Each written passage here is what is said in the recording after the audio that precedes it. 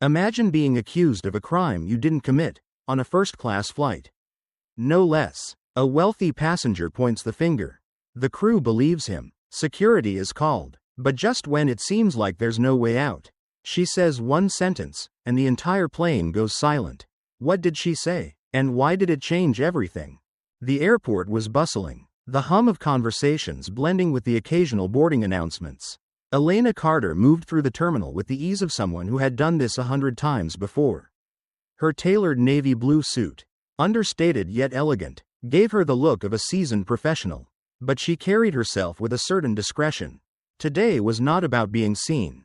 As the director of communications for Skylink, one of the nation's largest airlines, she had spent years shaping the company's public image. What people didn't know was that she preferred to conduct her own fieldwork. Quietly boarding flights to evaluate the quality of service without alerting the crew. She believed that true professionalism showed itself when no one was watching. She reached gate B16, where her flight to New York was boarding. First-class passengers were being ushered in, the attendants polite but brisk. Elena handed over her ticket, offering a small nod to the gate agent, who barely looked up before waving her through. Inside the cabin, the scent of fresh leather and expensive cologne lingered in the air. The lighting was warm, the seats spacious, designed for comfort. A small group of well-dressed passengers had already settled in, engaged in quiet conversations or focused on their devices. Elena took her seat near the window and placed her bag beneath the seat in front of her. Across the aisle, a flight attendant was attending to a man in his mid-50s. His suit was sharp, his watch gleaming, his posture carrying the weight of someone accustomed to having things his way. Richard Miller. She recognized the type immediately. He was already gesturing impatiently toward the flight attendant, speaking in a tone just loud enough for those around him to hear. "I asked for a glass of wine, not water. Is it really that hard to get a simple request right?" The attendant, a young blonde woman with a tense smile, apologized and hurried away. Richard leaned back with a sigh, shaking his head in exaggerated disappointment. Elena glanced at her phone, noting the time. The flight was scheduled to depart in 20 minutes. She shifted her gaze toward the front of the cabin, where the cockpit door was slightly ajar. Through the gap, she caught a glimpse of the captain. James Whitaker. The name was familiar. A veteran pilot, well respected within the company, but known for his old-school mentality. He had been in the industry long enough to believe that tradition should be upheld at all costs. Elena had heard murmurs about his demeanor, polite but distant with some, authoritative with others. She had never interacted with him directly, but something in his expression now, the brief glance he cast over the cabin before closing the door, suggested a quiet disapproval. A flight attendant approached, a woman in her early 30s with dark hair pulled into a neat bun. Sophie Miller. The name tag on her uniform was familiar from Elena's internal reports, an employee noted for her strong work ethic. Though recently she had received complaints from senior staff about hesitancy in dealing with difficult passengers. Sophie's eyes darted toward Richard as she passed. There was something in her expression, anxiety. Maybe? The aircraft doors closed. The safety demonstration began. Elena settled into her seat, her fingers resting lightly on the armrest. She had taken hundreds of flights, but something about this one felt different. A tension in the air, just beneath the surface. The plane taxied toward the runway. Then, just as the cabin crew secured the galley, Richard's voice cut through the air. "My wallet, it's gone." Silence fell over the cabin. "Someone stole my wallet." Passengers exchanged uneasy glances. The flight attendants froze. Sophie's face drained of color. Richard stood abruptly, scanning the cabin. His eyes settled on Elena. And then, with absolute certainty, he pointed at her. The tension in the cabin thickened the moment Richard's accusation left his lips. A few passengers turned their heads, some shifting in their seats, uncertain whether to engage or retreat into silent observation. The hum of the engines felt louder, filling the uneasy pause that followed his words. Elena met his gaze without flinching. There was no hesitation in his posture, no flicker of doubt. He had already made up his mind. The flight attendant nearest to him, a young man with neatly combed hair and a crisp uniform, hesitated. "Sir, are you certain?" Perhaps it fell between the seats. Richard cut him off with a sharp shake of his head. I know where I put it. It was right here in my jacket pocket before we took off. Someone took it, and I want it back now. His voice carried the kind of entitlement that turned requests into demands. The attendant's eyes flicked toward the other passengers, searching for guidance. The murmurs in the cabin grew, some hushed conversations carrying undertones of discomfort. Nobody liked a scene, especially not in first class. Richard exhaled through his nose, his patience thinning. Check the passengers. It has to be here somewhere. The suggestion sent a ripple of unease through the cabin. A man in a navy suit looked up from his tablet but said nothing. A woman near the aisle glanced toward the flight attendants as if expecting them to step in. But it was Sophie Miller who finally spoke. Sir, we'll do everything we can to assist. But accusing another passenger without evidence. Richard turned on her with a look of disbelief, his jaw tightening. Evidence? She's the only one sitting close enough to have taken it. Elena had heard enough. She straightened in her seat, her voice measured. You're making a serious accusation, Mr. Miller, one that requires proof. Richard's eyes narrowed, his lips pressing into a thin line. If you didn't take it, then you won't mind if they check your bag. The moment hung heavy in the air. Elena could feel the weight of every glance in the cabin settling on her. Some expectant, some wary. It wasn't just about a missing wallet anymore. It was about where suspicion naturally landed when logic had yet to be applied. One of the senior flight attendants, a woman with dark-rimmed glasses and a calm demeanor, stepped forward. Ms. Carter, I assure you this is just a precaution. If we can rule this out quickly, we can move on. Elena kept her expression steady, but her pulse ticked up a notch. I will not be subjected to a search based on nothing but one man's assumption. If a search is required, it will be conducted through proper channels, not public humiliation. A murmur passed through the cabin, subtle but present. The tension between standing her ground and the ease of compliance weighed heavy. But she had spent her career understanding how moments like these played out. Compliance didn't always dissolve suspicion, it often cemented it. The flight attendant hesitated, unsure whether to press further. Richard scoffed. Unbelievable. She refuses to cooperate, and that doesn't seem suspicious to you? At that moment, the cockpit door swung open, and Captain James Whittaker stepped into the aisle. His presence commanded attention, the kind that came with years of authority. His eyes swept the scene, taking in Richard's frustration, Elena's composed defiance, and the silent spectators. Is there a problem here? Richard wasted no time. Yes, Captain, my wallet's missing, and I have reason to believe this passenger knows something about it. He gestured toward Elena with the ease of someone who had never questioned the consequences of his words. Captain Whittaker studied her for a moment, his expression unreadable. Then, instead of diffusing the situation, he turned to the flight attendants. Has her bag been checked? The air left the cabin all at once. Sophie, standing near the galley, visibly tensed. Elena's stomach tightened, but she refused to let her voice betray it. Captain, you're making a decision without cause. I expect better judgment from someone in your position. His gaze didn't waver. Ms. Carter, this doesn't have to be difficult. Let's keep this simple and professional. Professional. The word sat heavy in her chest. She had built her career on professionalism. But what he was asking for wasn't about protocol, it was about power. Sophie's voice, hesitant but present, cut through the thick silence. Captain, I really think we should reconsider how we're handling this. The slight flick of his eyes in her direction was enough to make her falter. Elena took a slow breath. If I refuse? Captain Whittaker exhaled through his nose, then turned toward the flight attendants. Get security involved. I want this handled properly. The words settled like a weight in the air. A decision had been made. And just like that, the situation had shifted from an accusation to an ordeal. Elena sat still, her hands resting on her lap, her posture unwavering despite the growing pressure around her. The hush in the cabin had thickened into something heavier, an unspoken verdict forming in the space between passengers who now seemed intent on avoiding her gaze. The lead flight attendant, the one who had initially spoken to her with careful diplomacy, stood a few steps away, glancing between her and the cockpit. The hesitation was written all over her face, but it was clear where the authority lay. Captain Whittaker had spoken, and in the rigid hierarchy of an aircraft, His word carried weight. A low voice crackled over the flight's internal communication system. Whatever was said wasn't meant for passengers to hear. But the attendant stiffened slightly, then turned toward Elena with practiced neutrality. "Ms. Carter, we have security personnel on the way to assist with this matter," she said, keeping her tone even. "For now, we ask that you remain cooperative so we can resolve this as quickly as possible." The word choice was careful. Cooperative, as if she had been anything but. Elena inhaled through her nose, steadying herself. "I have been nothing but cooperative. I've asked for proper protocol to be followed.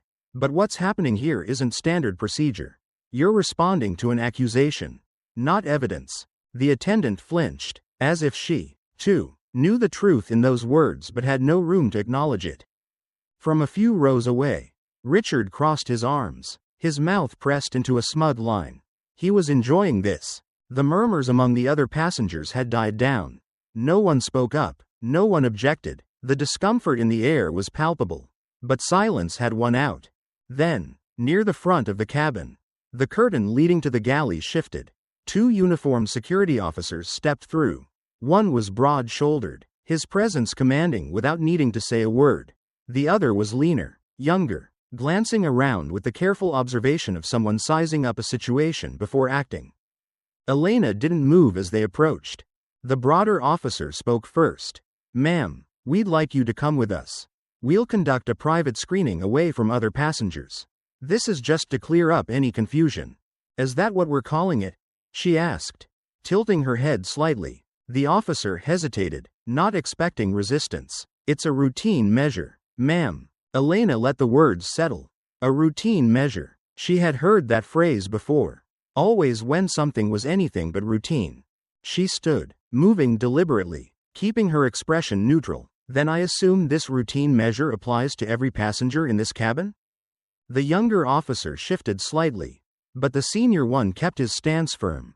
"We were asked to escort you specifically, ma'am." She gave a small nod, as if confirming what she already knew. "And if I refuse?" The flight attendant shifted on her feet. The broader officer's mouth tightened, though his tone remained even. "Then we'll be forced to remove you from the aircraft upon landing for further questioning." "I'd rather we handle this now." Elena exhaled slowly. There was no real choice here. The alternative was an even greater spectacle. One that wouldn't just affect her but every black traveler watching from the sidelines.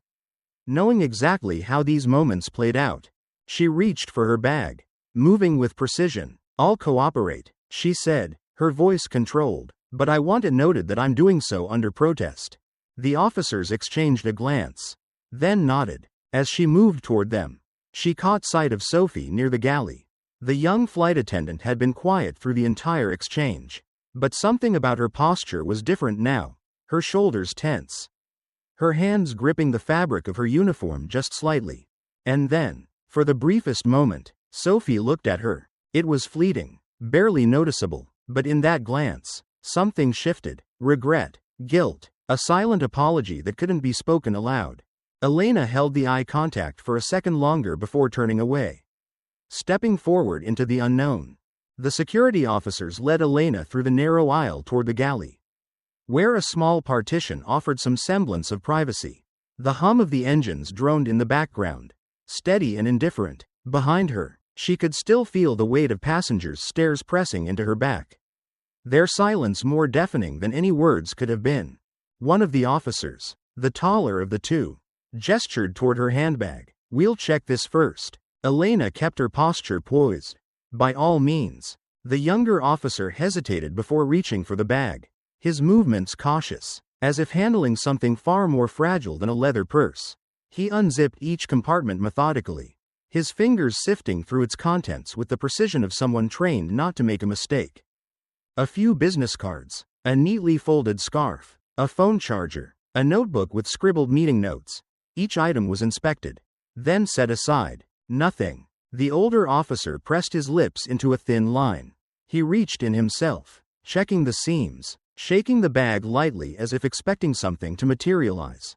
Still nothing. For a long beat, no one spoke. The flight attendant standing nearby shifted uncomfortably. The air, once thick with accusation, now hung with something else. Uncertainty. Elena met the officer's eyes. Her voice measured. I assume we're done here? Before either of them could answer, she reached into the inner pocket of her blazer and pulled out a sleek black ID card. She held it up between two fingers, making sure every attendant and officer present could see the embossed logo at the top. Skylink Airlines. The reaction was immediate. The older officer's shoulders tensed. The younger one inhaled sharply, recognition flickering across his face. One of the flight attendants, a woman who had barely spoken since the ordeal began, visibly paled. Even Sophie, who had been hovering at the edge of the scene, looked frozen in place. Captain Whitaker stepped forward, eyes narrowing as he took in the badge. I'm Elena Carter, she said evenly, giving them a moment to let the name settle. Director of Communications for Skylink Airlines, which, in case anyone has forgotten, happens to own this aircraft. Silence. A ripple of uncertainty moved through the crew. Someone near the galley coughed, as if trying to break the unbearable stillness. The older officer recovered first, clearing his throat. Ma'am, this was a misunderstanding. We were just. Elena cut him off with a raised hand, her expression unreadable. You were just about to accuse an executive of your own airline of theft, based on nothing but the word of a single passenger. A passenger who, as of this moment, still hasn't provided a shred of proof. Whitaker's jaw tightened. Ms. Carter, I understand this is an unfortunate situation, but we had to follow protocol. Did you? She asked, tilting her head slightly. Because from where I'm standing, the only protocol I saw was assuming guilt before evidence.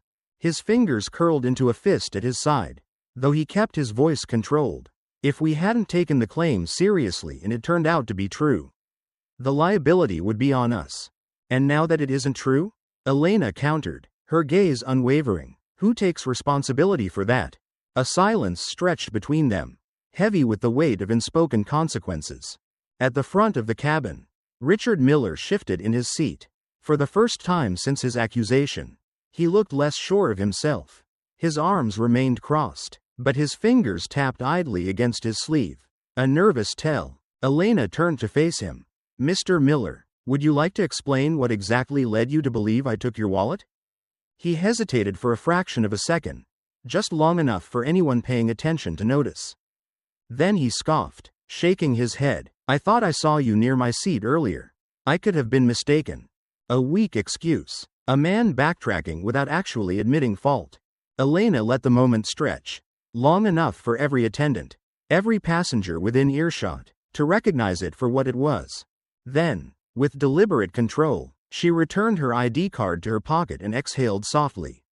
I expect a formal acknowledgement of this mistake, Captain. Whitaker said nothing. His expression was a mask of professionalism, but something dark flickered beneath the surface. Richard avoided her gaze. His lips parted slightly, but no apology came. Elena took her seat again, adjusting the cuffs of her blazer. The balance of power in the cabin had shifted. The only question now was what would happen next. The cabin remained heavy with unspoken tension, the kind that lingered even after the immediate storm had passed. Elena could feel it settling in the air, the unsteady shift of unease rippling through the passengers who had just moments ago watched her be treated like a suspect. Near the front of the cabin, Sophie Miller moved carefully between the rows, her hands sweeping along the edges of the seats with the practiced efficiency of someone who had done this 100 times before. Only this time, her movements were more deliberate, more urgent. Then, just as she reached the space between Richard's seat and the one beside it, she froze. Her fingers dipped between the cushions, and when she straightened, something small and dark rested in her palm. A wallet. Richard's wallet. A hush settled over the cabin as Sophie held it up, her expression unreadable. For a brief second, no one spoke. Then, slowly, she turned toward Richard. It was here, she said, her voice careful. It must have slipped between the seats. The words were simple, but their weight was immeasurable. Richard stiffened, his mouth parting slightly as if searching for the right response. Around him, the reaction was immediate, passengers shifting uncomfortably, some glancing his way with barely concealed disapproval. Others turned toward Elena, their expressions unreadable, though none of them spoke. No one had spoken when she was accused, and now, no one would speak for her. Elena exhaled slowly, her fingers smoothing over the crease in her blazer as she watched Richard. He was struggling, the gears turning behind his eyes as he worked through the best way to salvage his dignity. Then he sighed, forcing a tight-lipped smile that didn't reach his eyes. "Looks like I made a mistake," he said. "Apologies for the misunderstanding." A misunderstanding. That was what he called it. Not an accusation, not an assumption based on nothing but the color of her skin. But a misunderstanding. Elena held his gaze for a beat longer before speaking. "A mistake would have been losing your wallet. What you did was something else entirely." Richard's smile faltered, but he recovered quickly. "I was just acting on what I thought I saw. No harm intended." A bitter laugh almost escaped her, but she held it back. No harm intended. That was always the excuse, wasn't it? From the corner of her eye, she caught Sophie watching, her grip tightening around the wallet before she carefully extended it back to Richard. Captain Whitaker stepped forward then, his expression carefully composed. "It seems this was all a misunderstanding," he said, echoing Richard's choice of words. "Now that we have the matter resolved, let's return to having a smooth flight."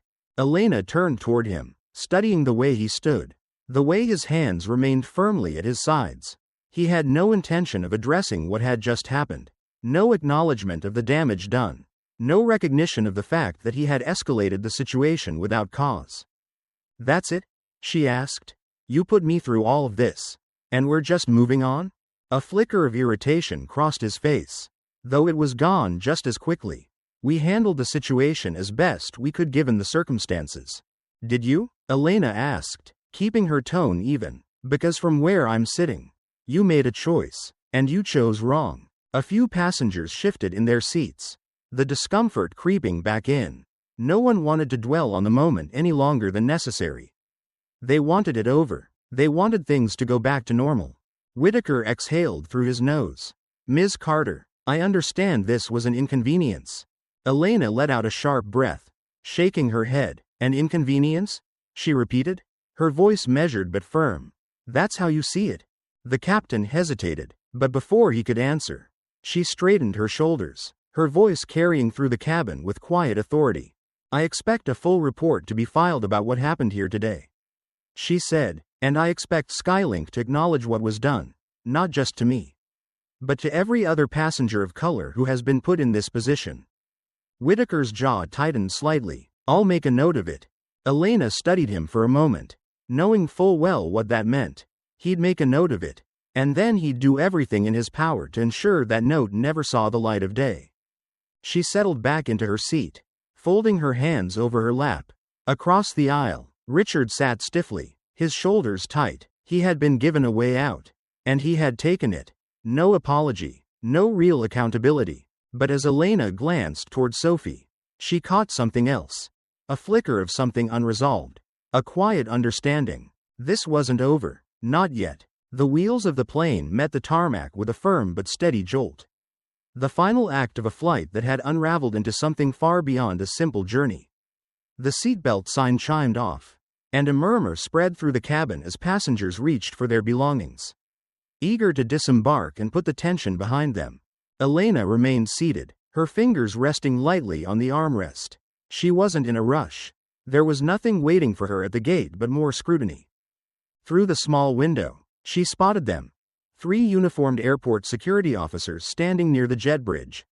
Their postures rigid, their radios clipped to their shoulders. They weren't there for routine checks. She had seen this kind of presence before. This was orchestrated. A quiet voice cut through the shuffle of movement around her. Sophie stood a few feet away, her hands clasped tightly in front of her. She hesitated before speaking, her voice barely above a whisper. "They called security before we even landed." Elena turned her head slightly, meeting Sophie's uneasy gaze. "They're waiting for you," Sophie added, glancing toward the cockpit door, where Captain Whitaker remained, his stance impassive. Elena exhaled slowly, then unbuckled her seatbelt and rose to her feet. She didn't need to ask questions. She already knew the answers. As she made her way toward the exit, the murmur of passengers quieted just enough for her to feel the weight of their attention. No one stopped her, no one stepped in. They had seen what had happened, and yet silence was still the safest choice. The moment she stepped off the plane, One of the security officers, a middle-aged man with a clipped mustache, gave a curt nod. "Ma'am, we need to have a word." Elena met his gaze evenly. "Of course, but I'll need the reason for this request in writing before we proceed." That made him pause. It was subtle, the smallest hesitation, but she caught it. His training had prepared him for resistance. It hadn't prepared him for a demand for accountability. Behind him, another officer, younger, glanced down at the clipboard in his hands before lifting his gaze toward Whitaker, who had stepped into the jet bridge behind Elena. Captain Whitaker reported a potential security concern on board. The senior officer explained, his voice carefully neutral. "Did he?" Elena asked, shifting her weight slightly. "Then I assume there's a formal report filed? Something that justifies my detainment beyond a vague concern?" The younger officer glanced at his superior again, unsure. The hesitation was telling. There was no report, no formal accusation, just an order given by a man who didn't want to admit he had been wrong. From behind her, a new voice cut through the standoff. A woman in a dark blazer approached, her expression poised but urgent. "That won't be necessary," she said, stepping forward with the authority of someone who had just been pulled from a boardroom to handle a mess she wanted cleaned up as quickly as possible. Elena didn't recognize her, but the name tag clipped to her lapel made it clear. Skylink Corporate Affairs. "I'd like to have a conversation with Ms. Carter privately," the woman continued, casting a glance toward the officers. "There's no further need for security involvement." The senior officer hesitated, then gave a tight nod before stepping back, signaling his team to stand down. Elena remained still, letting the moment settle. Then, slowly, she turned toward the woman from Skylink.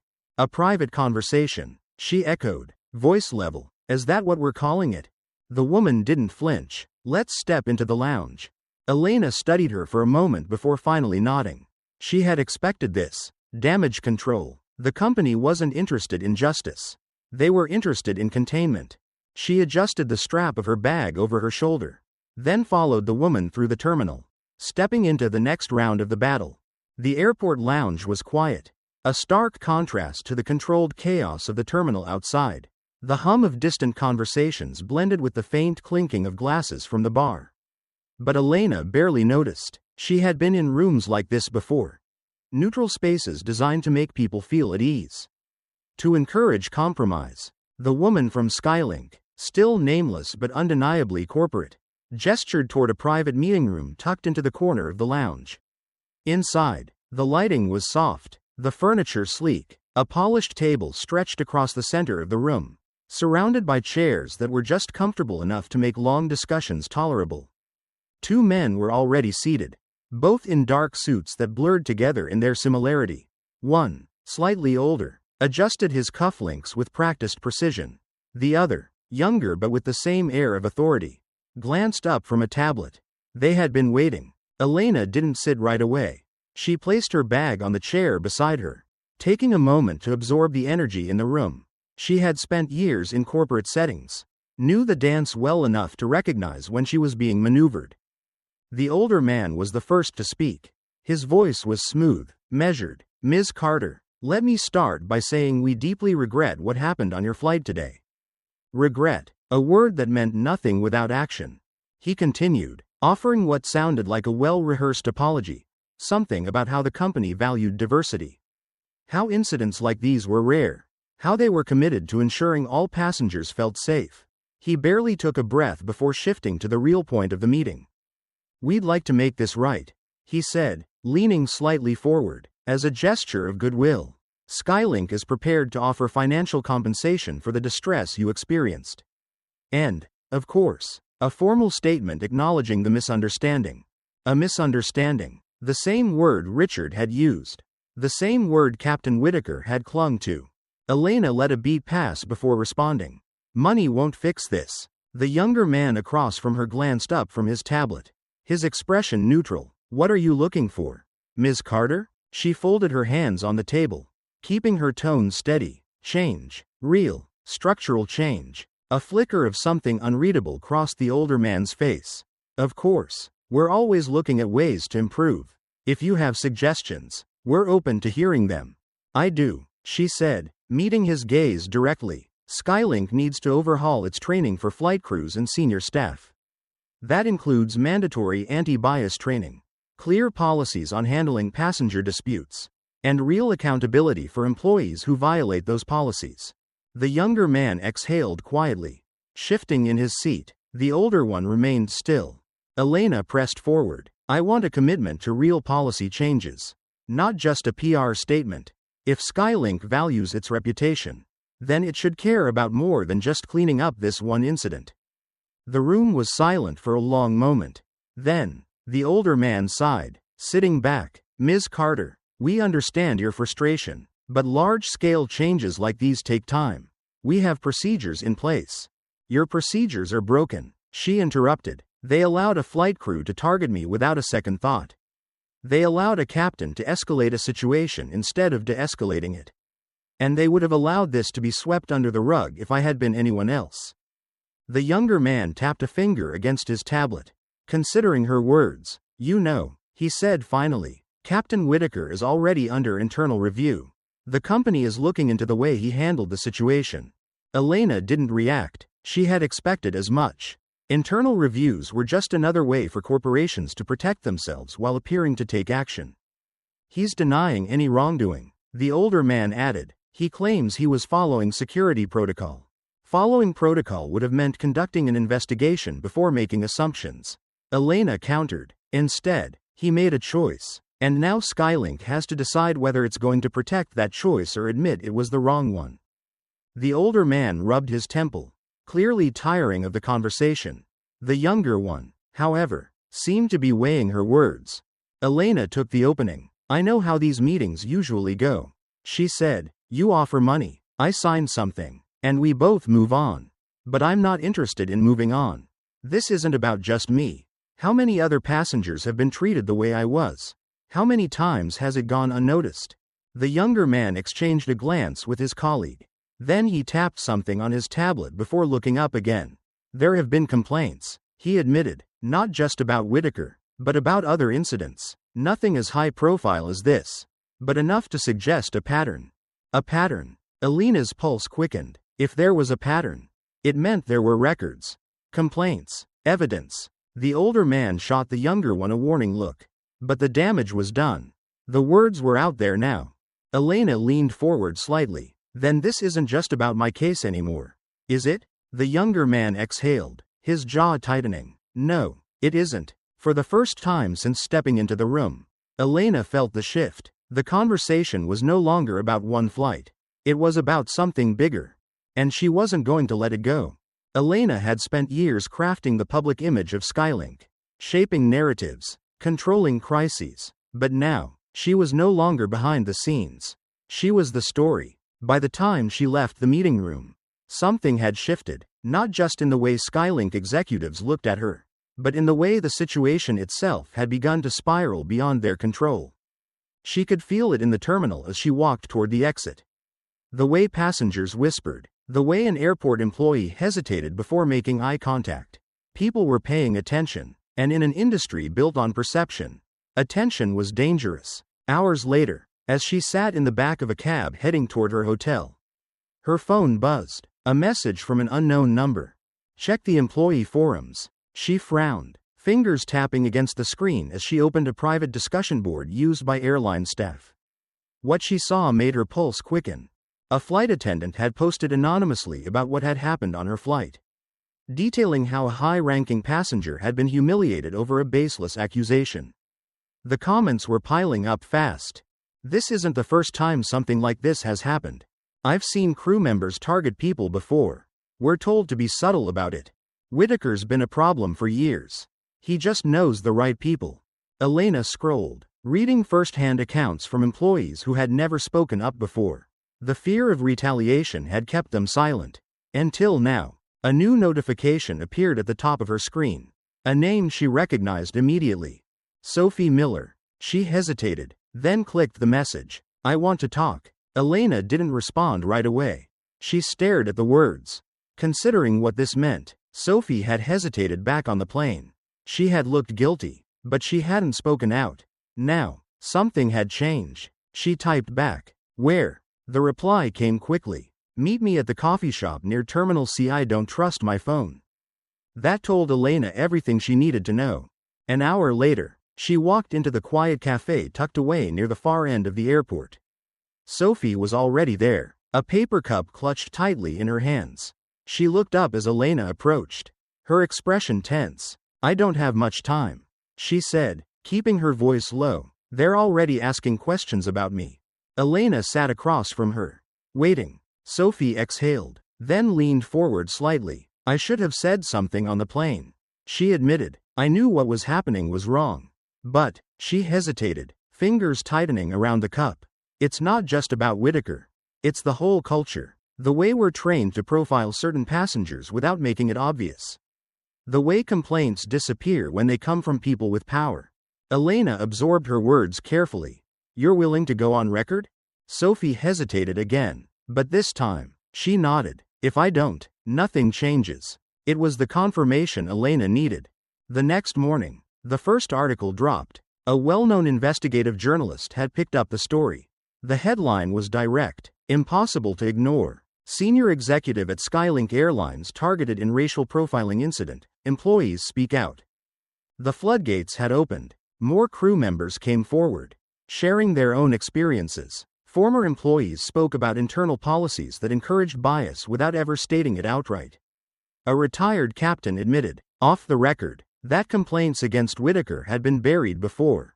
Skylink released a statement, calling the incident unfortunate, but assuring the public that an internal review was underway. It was corporate speak for trying to contain the damage. But it was too late. The pressure was mounting. The calls for accountability were growing. And by the end of the week, Skylink announced that Captain Whitaker had been placed on indefinite suspension. Elena saw the news alert on her phone while sitting in her office. She read it twice, letting the weight of it settle. It was a step forward. But it wasn't the end. Because just as she was about to set her phone down, another message arrived, this time, from an unknown number. Be careful who you embarrass. She stared at the screen, her grip tightening. Richard Miller had been quiet since that flight. Too quiet. And now, she had a feeling she knew why. Elena had expected the story to spread. In today's world, nothing stayed contained for long. But when the first major news outlet picked it up, the way it was framed made her stomach turn. The article had all the makings of a corporate damage control piece.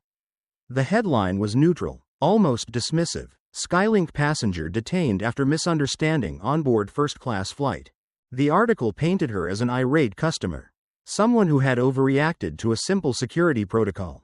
The piece focused on the airline's commitment to safety, how the flight crew had simply followed procedure. It mentioned her name but downplayed her role at Skylink, making her sound like just another dissatisfied traveler rather than a high-ranking executive. Whitaker's name wasn't included at all.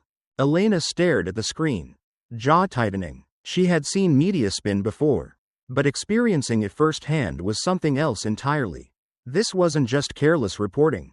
Someone had fed the story to the press, shaping it before it could gain traction. A distraction, a controlled narrative designed to shift focus. Her phone buzzed. A call from an unknown number. She debated ignoring it, but something told her to pick up. A male voice came through, steady and confident. Ms. Carter, this is Jordan Hayes. I think we need to talk. She recognized the name immediately. Jordan was a freelance investigative journalist, one of the few who had built a reputation for taking on corporate cover-ups. If he was calling her, it meant he knew there was more to the story than what had been reported.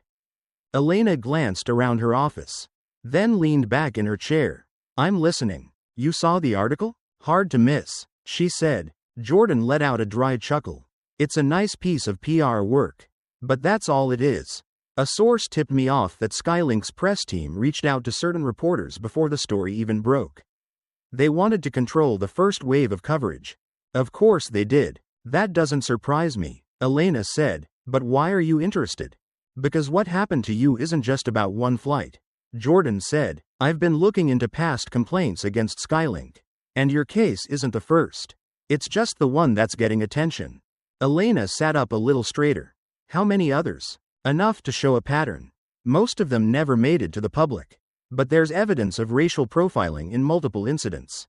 Passengers detained without cause. Crew members filing complaints that went nowhere. And Captain Whitaker's name has come up before. That got her attention. Before? Jordan paused. You should check your email. Elena pulled her laptop closer. Opening her inbox. A new message sat at the top. Sent from an anonymous address. She clicked it without hesitation. The email was short, but the attachment spoke for itself. A forwarded internal report from over a year ago. The subject line was clear. Review of disciplinary action, Captain James Whitaker. She scanned the document, her heartbeat picking up speed. A formal complaint had been filed against Whitaker by a black flight attendant.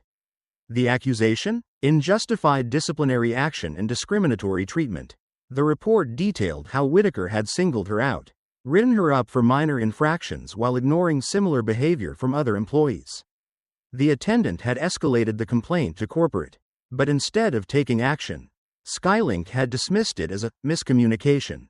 They had protected him, just like they were trying to do now. Elena exhaled, fingers tightening around the edge of her desk. Jordan's voice came through the phone again. I'm planning to run a story. But I need more. I need someone willing to talk on the record. She thought of Sophie, of the other employees who had started speaking out, of what it would mean to put herself in the center of it all. Elena closed the email, inhaling deeply. Let's talk, she said. Elena was no stranger to corporate retaliation. She had spent years behind the scenes, carefully crafting public relations strategies for Skylink, watching as the company smoothed over internal conflicts before they became scandals. She had seen how pressure was applied to those who stepped out of line, sometimes subtly, sometimes not, but knowing how the system worked didn't make it any easier when she became its target. The first message arrived late at night. Just as she was about to turn in, her phone vibrated on the nightstand, the screen glowing in the dark. Be careful, some things aren't worth the fight. No name, no number, just a warning. She stared at it for a long moment before setting the phone down without responding. A mistake, maybe, to ignore it, but acknowledging threats gave them power. And she refused to let fear dictate her next move. By morning, there were more. You don't know who you're up against. You're making enemies you can't afford to have. Walk away. The texts were persistent but vague, designed to unsettle rather than directly threaten. Whoever was behind them wanted her to know she was being watched but wasn't ready to reveal themselves just yet. Jordan Hayes called not long after the third message arrived. Tell me you're sitting down, he said without preamble. Elena pinched the bridge of her nose. What now? I did some digging into Whitaker, Jordan said, and let's just say he's not exactly untouchable. But he's got friends in high places. Retired executives, aviation lobbyists, people with deep pockets and long memories. Elena had suspected as much. A man like Whitaker, with a history of unchecked behavior, didn't survive in a corporate structure without backing. That's not the worst part. Jordan continued. Skylink just filed a report against you. They're claiming you created a disruptive incident on the flight. Elena's grip tightened on her phone. They're accusing me of being disruptive? Yep. And word is, they're using that as justification to place you on administrative leave. It's not public yet, but once it is, they'll make it sound like a standard procedure while they investigate. A bitter laugh escaped her. So they're trying to silence me before this gets bigger.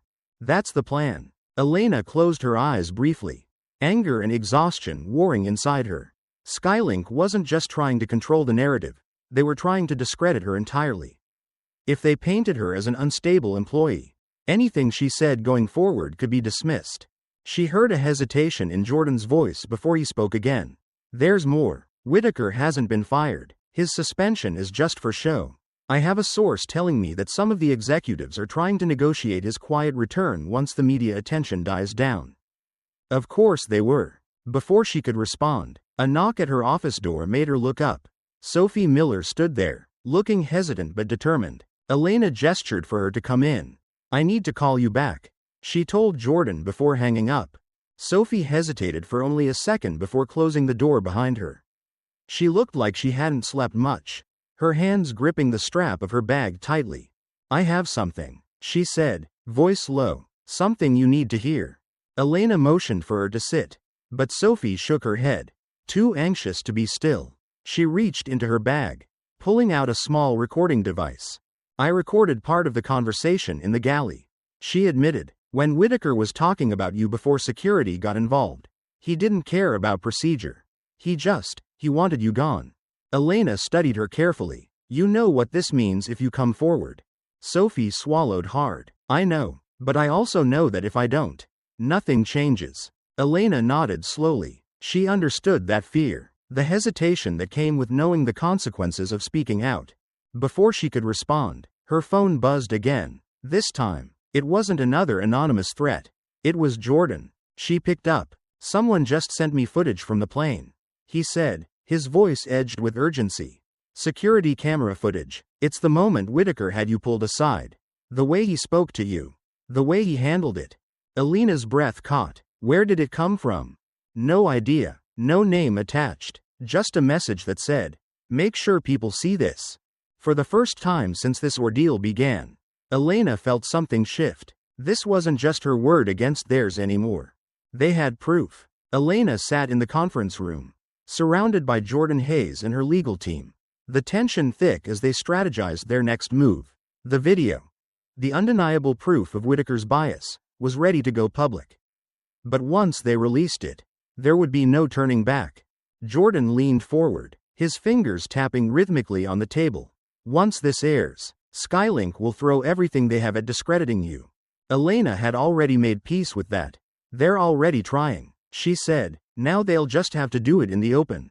Jordan gave her a small nod, impressed by her resolve. Then he glanced at the lawyer sitting beside her, a sharp-eyed woman named Vanessa Grant.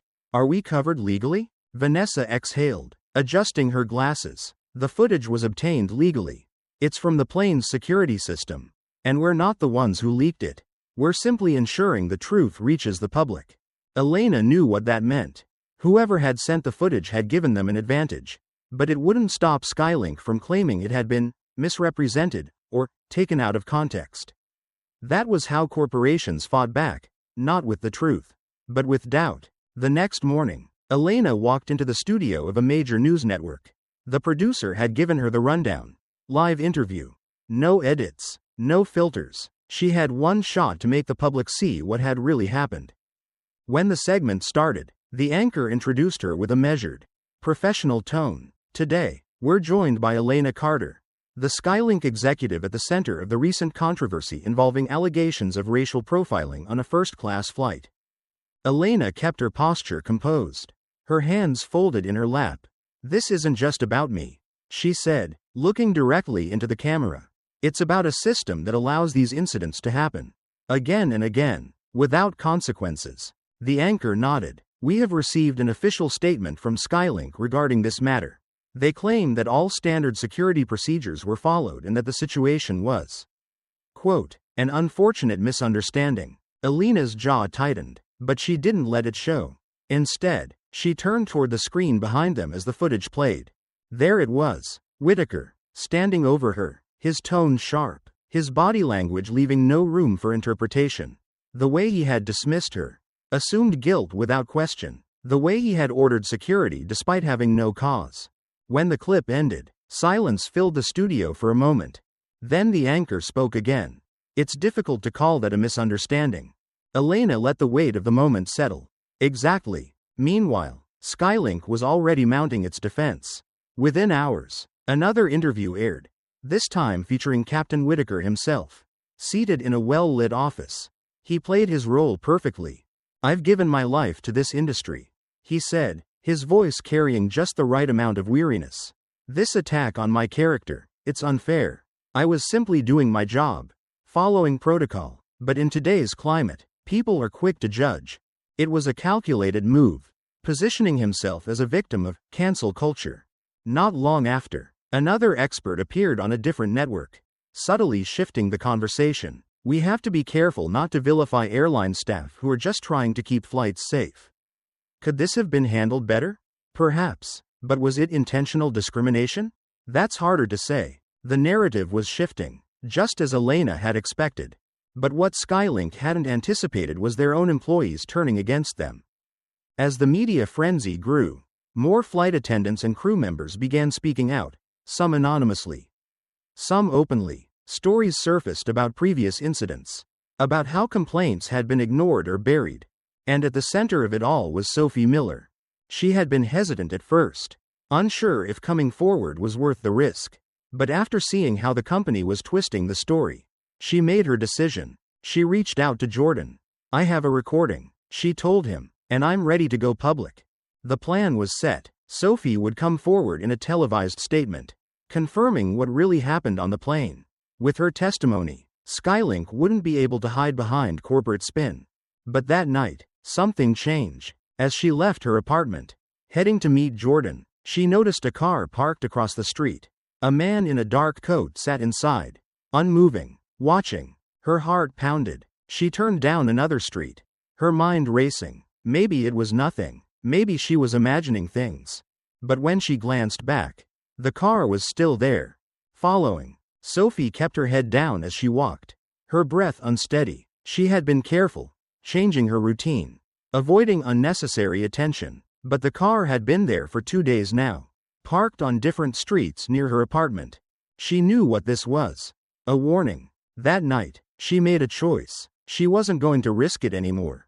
She sat at her kitchen table, gripping her phone. Then, with shaky fingers, she opened the email app and attached the file. "Jordan Hayes, I can't do this anymore. I'm sorry, but I'm sending what I have. Use it however you need to. Sophie." She hit send, then shut off her phone.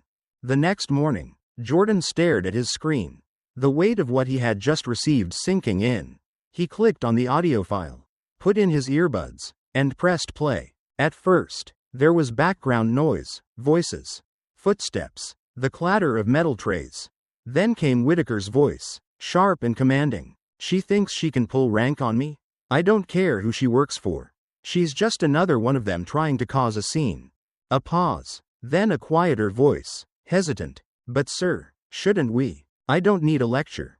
She's lucky I didn't have her removed before takeoff."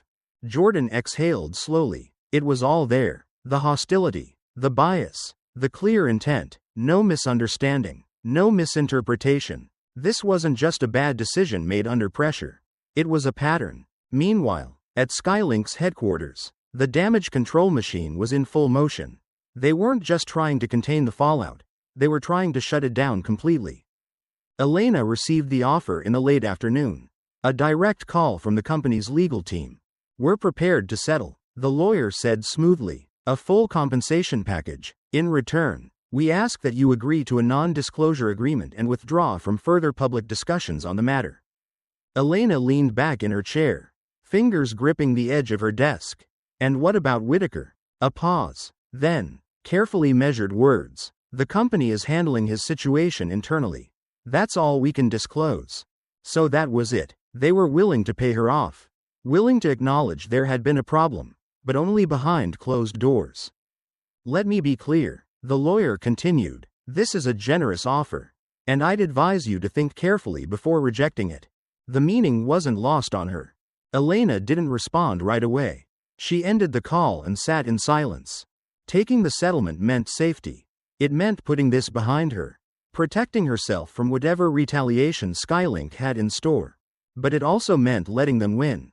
She didn't get the chance to dwell on it. An hour later, the attack came. A news article popped up online, spreading fast across social media. The headline was designed to grab attention. "Who is Elena Carter? A history of workplace conflict and questionable behavior." The piece dredged up old corporate reports, taking minor disputes and exaggerating them into patterns of unprofessionalism. A disagreement with a colleague 5 years ago was suddenly a history of hostility. A former manager's vague comment about her strong personality was reframed as difficult and combative. They were trying to discredit her. By evening, her phone was flooded with messages, some supportive, some not. Then came the final blow. A text. "No name, no number. Walk away, Elena, or we'll make sure there's nothing left for you to fight for." She stared at it, the implications settling in. Then, just as she was about to set her phone down, there was a knock at her door. A man stood in the dim hallway, his face unfamiliar but his presence deliberate. He glanced over his shoulder before speaking. "You don't know me," he said, voice low, "but I know what's really going on. And if you want to understand who you're up against, You need to listen. Elena kept her hand on the doorknob, her pulse steady but alert. The man standing before her, Martin Caldwell, was older, his features sharp with experience. There was something about the way he carried himself, reserved but precise, that told her he wasn't here to waste time. You worked for Skylink, she said, keeping her voice even. Martin nodded. A long time ago. He glanced over his shoulder, lowering his voice. And if we stand out here much longer, someone's going to notice. We should talk inside. Elena hesitated for only a second before stepping aside. Once the door was shut, Martin exhaled, taking in the room as if checking for unseen threats. He didn't sit, and neither did she. I saw what they did to you, he said finally, and I know exactly how far they'll go to make sure this story disappears. Elena folded her arms. And you suddenly feel the need to warn me? Martin let out a dry chuckle. I left Skylink years ago because I found something I wasn't supposed to. He reached into his coat and pulled out a worn envelope, placing it on the counter. The company has spent decades burying cases like yours. Flight attendants, crew members, even corporate staff. Anyone who tried to speak out was either fired, paid off, or worse. Elena stared at the envelope but didn't reach for it yet. Worse? Martin's expression darkened. Smear campaigns, ruined careers. People pushed so hard they had no choice but to walk away. He paused. One woman, a senior flight attendant, filed a complaint about racial bias in promotions. A month later, she was accused of theft and blacklisted from the industry. They don't just silence people, they erase them. Elena's stomach tightened. She had suspected Skylink's corruption ran deep. But hearing it confirmed sent a fresh wave of determination through her. And Whitaker? She asked. Martin's jaw tightened. He's not just a rogue captain with outdated views. He's a part of the system they're trying to protect. Elena frowned. Meaning? Martin leaned in slightly. The board doesn't just want to protect him, they need to. Because if he goes down, so do they. She let that sink in. It wasn't about one bad captain. It was about a network of people who had benefited from looking the other way. Martin tapped the envelope. Inside are internal documents, reports that were never supposed to be seen outside of corporate meetings. Proof of previous incidents, some dating back over a decade. None of them made it past upper management. Elena reached for the envelope and opened it. Pages of reports, confidential memos, and official complaints stared back at her. Names, dates, accusations. Everything Skylink had been hiding. Her fingers tightened around the paper. This is enough to take them down. Martin nodded. If you're willing to risk it. The weight of the decision settled over her. But before she could respond, her phone buzzed. Jordan. She picked up. We have a problem, he said. Skylink just filed a lawsuit against you. Elena closed her eyes briefly, exhaling through her nose. Let me guess. Defamation? Defamation. Breach of contract. You name it. Jordan's voice was edged with frustration. They want to drag this into the courts so it gets buried in legal battles. And they're playing dirty. Elena knew what this meant. A prolonged case would stall the momentum. It would give Skylink time to regain control, to manipulate the media, to wear her down financially and emotionally. They think he'll back down, she muttered. They're counting on it. She glanced at Martin, then at the documents in her hands. A lawsuit was a distraction, a last-ditch effort to silence her. But she had something stronger, proof. Then Jordan spoke again, his voice lower. One more thing. I just got a tip. Elena tensed. From who? No name. But the information checks out. Someone saw Whitaker meeting with Skylink executives last night. Not just any executives. The board members responsible for internal affairs. She gripped the phone tighter. They were discussing me. Jordan hesitated, discussing how to make this all go away. Elena set the phone down and met Martin's gaze. We need to move faster. Because now, she wasn't just fighting against Whitaker. She was fighting against an entire system built to protect men like him. Elena sat in the waiting chamber of the Senate hearing room, her hands resting lightly on the polished wooden table before her. The air was thick with anticipation, the kind that came before a storm. Outside the closed doors, cameras flashed, journalists whispered, and America waited. This wasn't just another corporate scandal. It had become a national conversation. A symbol of something much bigger than one woman's fight against an airline. A clerk stepped forward, pushing open the heavy doors. "Ms. Carter," he said, voice formal, "we're ready for you." She stood, smoothing the front of her blazer, then walked into the chamber. The room was packed. Senators sat in a long row, their expressions a mix of curiosity and calculation. In the gallery, spectators leaned forward, some taking notes, others just waiting to see who would blink first. At the far end of the room, seated behind a polished mahogany table, were Skylink's top executives, including their CEO and legal counsel. And beside them, Captain Whitaker. Elena's eyes met his for the briefest moment.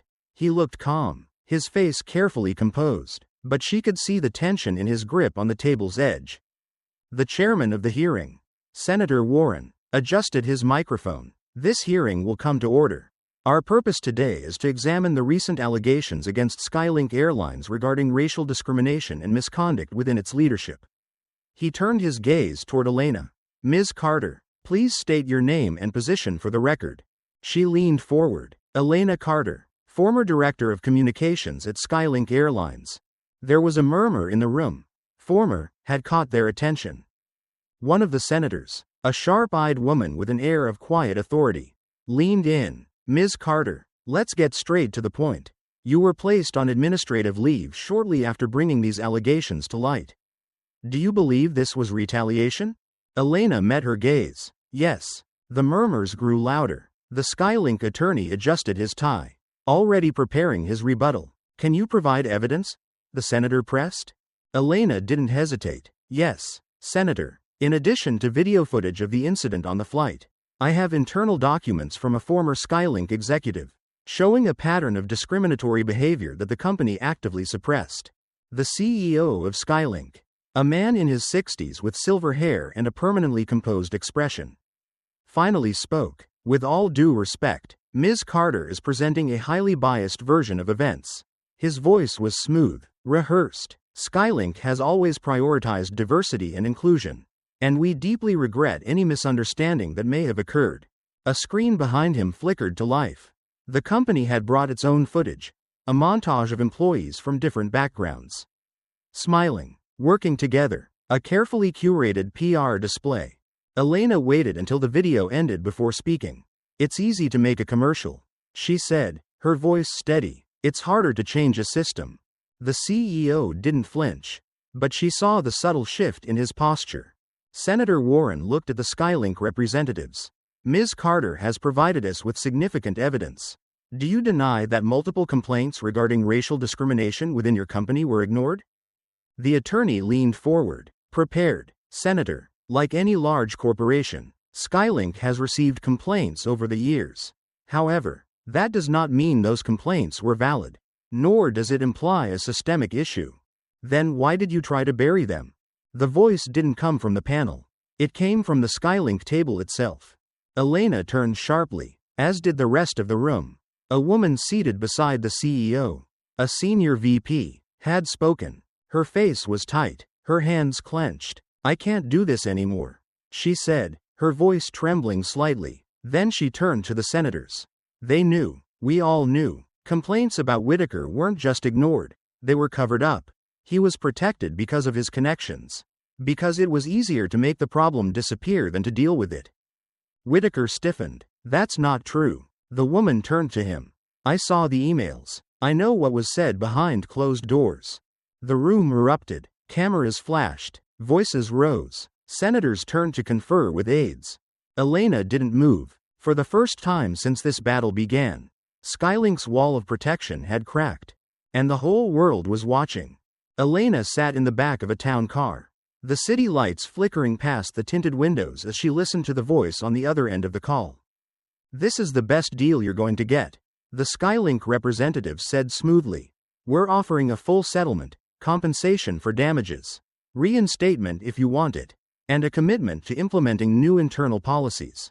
All we ask is that you step back from the public discussion." Elena looked down at the printed agreement resting in her lap. The dollar figure was staggering. Enough to fund real initiatives. To push for change from within. Enough to make this entire ordeal disappear. She had spent years understanding the way corporations worked. When public pressure became too great, they didn't admit fault. They negotiated their way out. She had expected this move. What she hadn't expected was the weight of the decision now pressing down on her. You need to think about what's at stake here. The voice continued. You can fight this out in the media. Drag it through the courts. And who knows how long that will take. Or you can walk away with something tangible. Something real. Elena closed her eyes briefly. She had fought so hard to bring the truth to light. But was this how it ended? A quiet settlement, an unspoken agreement? A second call buzzed through her phone. Jordan. She switched lines. Tell me you're not considering this. He said without preamble. Elena sighed. I'm considering all my options.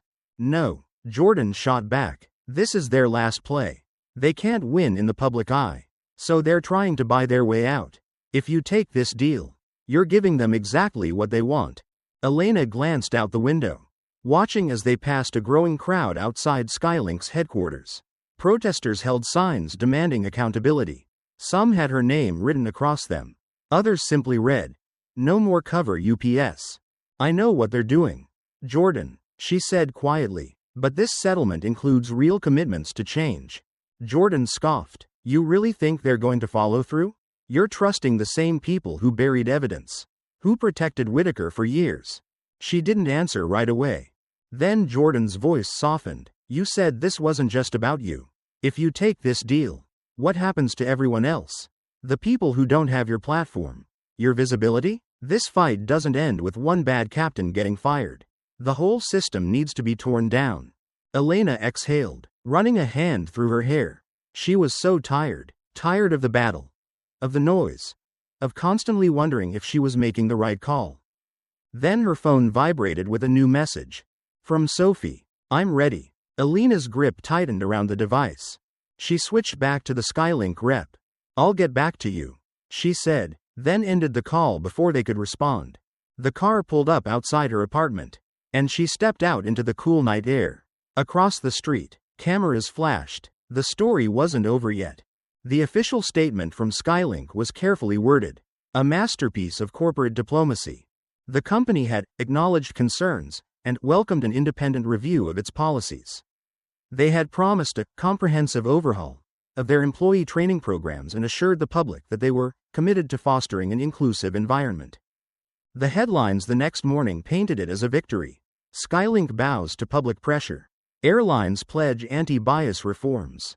Elena read the news from her kitchen table, the morning light casting long shadows across the floor. She should have felt satisfied. Whitaker was out. An external investigation was underway.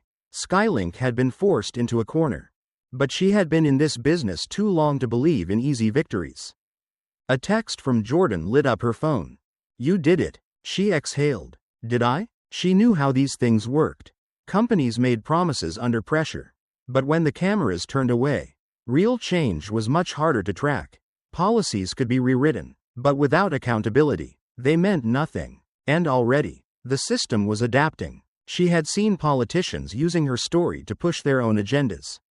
Some genuinely advocating for reform, others simply capitalizing on the moment. Lobbyists were moving behind closed doors, finding ways to protect their own interests. And the other airlines, the ones watching from the sidelines, were learning from Skylink's mistakes. Not to improve, but to ensure they never got caught the same way. That was what Jordan had warned her about the night before. You think Skylink is the only one? He had said. This isn't just about one airline. This is the entire industry. You pulled back the curtain, but you barely scratched the surface. And he was right. The knock at her door came just after noon. When she opened it, she wasn't surprised to see the man in the dark suit. He wasn't from Skylink. He was from higher up. Ms. Carter, he said, his voice calm, deliberate. I wanted to have a word. She let him in, not because she trusted him, but because she already knew how these conversations went. He took a seat across from her, adjusting his tie. I want to commend you. What you did took courage. She didn't respond. He leaned forward slightly. But you should know. There are bigger forces at play here. The industry is watching. The government is watching. And not everyone wants to see things change the way you do. Elena met his gaze. Is that a warning? He gave a faint smile. It's an observation. She held his stare. I'm not afraid of them. You should be. She waited for him to say more, to reveal what he had really come here for. But he didn't. Instead, he stood, buttoned his jacket, and nodded. Take care, Ms. Carter. And then he was gone. That night, at the airport, Elena sat near the terminal window, watching passengers move through security. She was supposed to be on a flight to DC for a conference. But she had arrived early, needing time to think. Then she saw it. A black man in a business suit was pulled aside at the security checkpoint. The officer's posture, the way he spoke to him, it was all too familiar.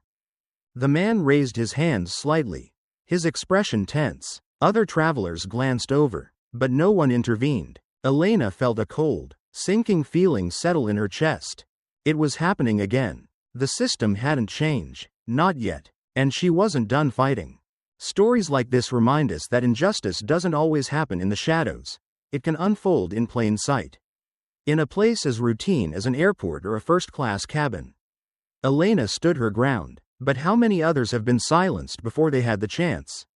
The real question is, will we let these systems continue unchecked? Or will we demand real change? What do you think? Was justice truly served? Or is this just the beginning of a bigger fight? Let us know in the comments.